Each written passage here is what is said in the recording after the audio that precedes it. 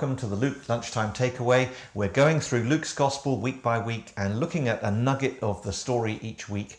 And this week we come to Luke chapter 8, where Jesus is going through the cities and villages and he's preaching his message of the kingdom. And he's already gathered his 12 disciples. He's also got a group of women who are following him and supporting what they're doing. And beyond them, there's a great crowd. People love coming to hear Jesus preach. So, to work out where those people in the crowd actually stood, Jesus starts teaching in parables. Now, a parable is a picture. It's symbolic of some idea that Jesus is trying to convey. And it's a very powerful way of getting people to think and apply the parable to themselves. Now, of course, some people wouldn't get the point of the parable. They didn't want to think. They didn't want to investigate. They preferred ignorance and they were in the business of rejecting Jesus outright. But Jesus was clear that if you're going to follow him, you have got to be serious. You've got to think. You've got to search your own heart. You've got to be very clear that following Jesus is not just something you do with a bit of a slouch. You know, this is serious and earnest, and we had better get ready to listen to the words of Jesus. So he tells this famous parable in Luke chapter 8. A sower went out to sow his seed, and as he sowed, some fell along the path and was trampled underfoot, and the birds of the air devoured it. And some fell on the rock, and as it grew up, it withered away because it had no moisture. And some fell among thorns, and the thorns grew up with it and choked it. And some fell into good soil and grew and yielded 100-fold. And then Jesus adds these final words, "He who has ears to hear, let him hear." And then after the crowd had gone, Jesus sat down with his disciples and they said, "What was that all about? Can you explain?" And Jesus said, well, the seed that the sower takes to sow with, that is the word of God. It's the message of the kingdom that I'm proclaiming, and I'm broadcasting it as far as I can. Are you going to come and listen to the claims of Jesus? And are you going to allow him to become your king? That's the issue at the heart of this parable. And the different kinds of soil are typical of different bad responses to Jesus. So first of all, the seed that fell along the path. Well, the ground on the path is hard, isn't it? The soil's been squashed down by people's feet and it's baked hard. And if the seed falls on the hard-baked path, it will never germinate. And the birds will come along and they'll scoop down and they'll take it. And Jesus is saying that's what the devil does with the message of Jesus. We hear it, but our hearts are hard, and the devil comes in and takes it away before we can even think about it. The devil makes us switch off. People find all sorts of reasons not to go to a church. And it's amazing how those excuses come up on a Sunday. I've got to visit my grandchildren. I've got my parents coming. I've got extra work to do. I can't be there. And I've even been to take a funeral, and I've preached the good news of Jesus as clearly as I can. And when people shuffle out afterwards, there are certain people who really want to avoid me. They don't want to make eye contact. They don't want to say hello.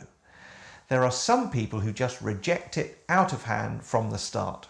That's the first kind of ground, the seed that fell on the path. What about the seed that fell on the rocky ground? Rocky ground people are shallow.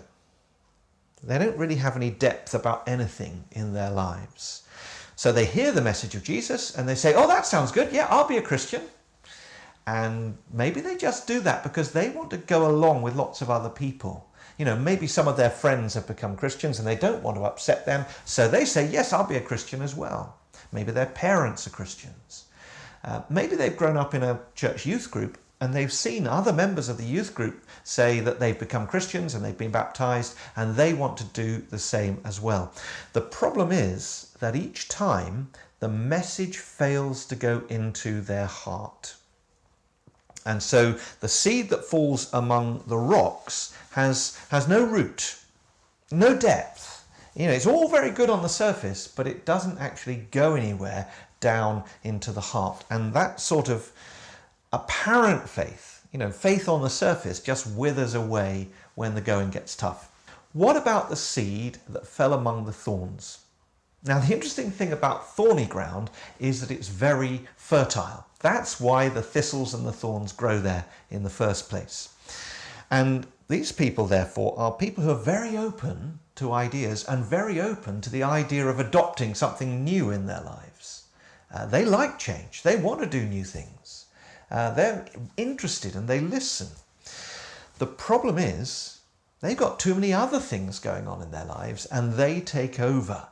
Jesus calls those the cares and riches and pleasures of life. These people know what Jesus means when he says, "Come and submit to me, follow me as your king." The problem is they've got too many kings, too many other things dominating their lives, and the roots of those other things go in far, far too deep. So what does a real Christian look like in comparison to these other three kinds of ground? Well, listen to verse 15. They are those who, hearing the word, hold it fast in an honest and good heart and bear fruit with patience. The heart is what it's all about. The heart controls the rest of us. If our heart is changed, that changes our words, it changes our attitudes, it changes our actions, it controls our behavior so that we want to be more and more like Jesus. Let me tell you about one or two of the women that get mentioned at the start of this passage, because they're a good example of this. Joanna used to be the household manager for King Herod. Now, King Herod was a puppet king put into power by the Romans, and he was famously debauched and drunken, and he organized big orgies. When Joanna heard the claims of Jesus, she left all that behind. That must have cost her a lot, and she followed Jesus and supported him and the other disciples. Then there was Mary Magdalene. Mary was, Luke tells us, possessed by 7 devils, and Jesus drove those devils out of her. And it was Mary Magdalene and Joanna who were there at the tomb when they found that the tomb was empty and Jesus had risen from the dead. Their hearts had been changed, and therefore they wanted to devote their lives to Jesus. Now, if Jesus could change them, he can change you and he can change me. If in our hearts we will receive him, we will let him be our king, and we will allow ourselves to follow him completely. Thanks for joining me today, and I look forward to seeing you next time.